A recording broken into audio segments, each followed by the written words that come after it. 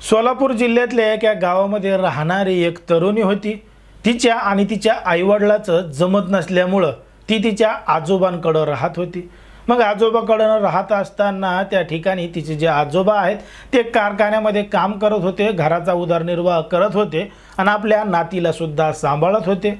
आता तिच्या आईचं आणि तिच्या वडिलाचं जमत नसल्यामुळं ते दोघं जण वेगळं वेगळं राहत होते। तर ही जी तरुणी आहे ती तिच्या आजोबाकडे राहत होती। अशा पद्धतीनं राहत असताना एक दिवस तिचा जो बाप आहे तो तिच्या मुलीला भेटण्यासाठी तिच्या घरी गेला आणि तिच्या घरी गेल्यानंतर तिला विचारलं काय चाललं, कसं चाललं, सगळं काही बरं आहे ना।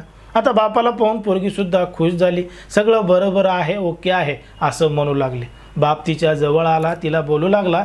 तेव्हा मात्र घरामध्ये आजोबा नव्हता त्या पोरीचा, ती घरामध्ये एकटीच होती।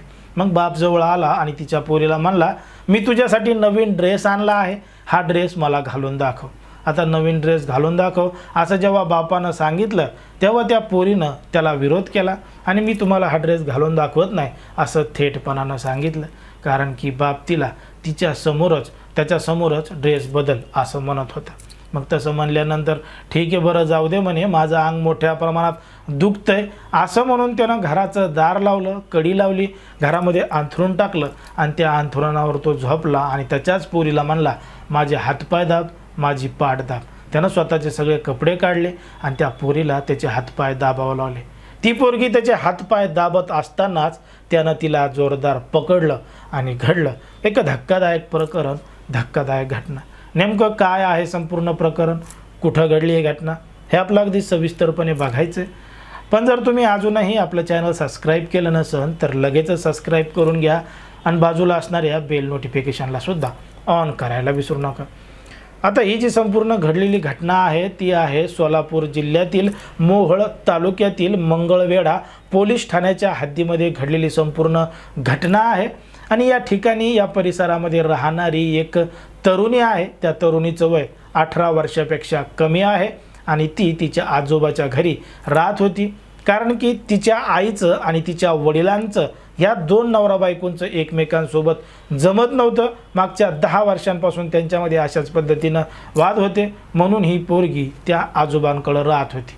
मग अशा पद्धतीनं राहत असताना तारीख आली 19 जून 2025ची। 19 जून 2025ला सायंकाळच्या 5:30च्या सुमारास त्या तरुणीचा बाप तिच्या घरी आला। तेव्हा तिचे आजोबा घरी नव्हते।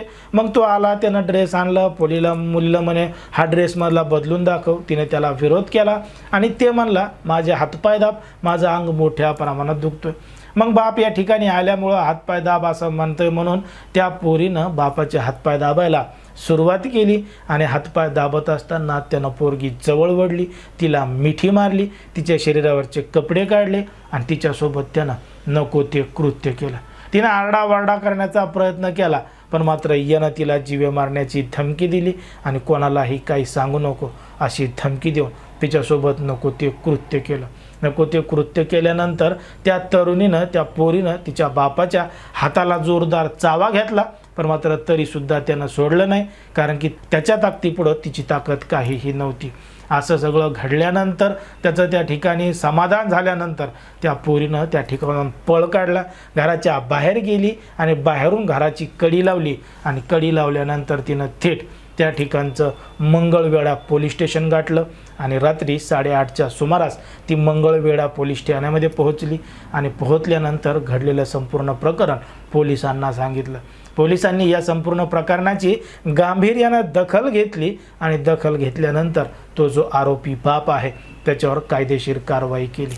बघा समाजामध्ये, देशामध्ये, राज्यामध्ये कशा पद्धतीच्या घटना घडतात, लोकांना आता नात्याचा ताळमेळ सुद्धा राहिला नाही का असा प्रश्न ही घटना ऐकल्यानंतर पडतो। ज्या पद्धतीनं समाजामध्ये, देशामध्ये वातावरण खराब होत चाललंय, लोक कोणासोबत कशा पद्धतीनं काय करतात हे तुम्हाला या संपूर्ण प्रकरणावरून लक्षात आलं असेल।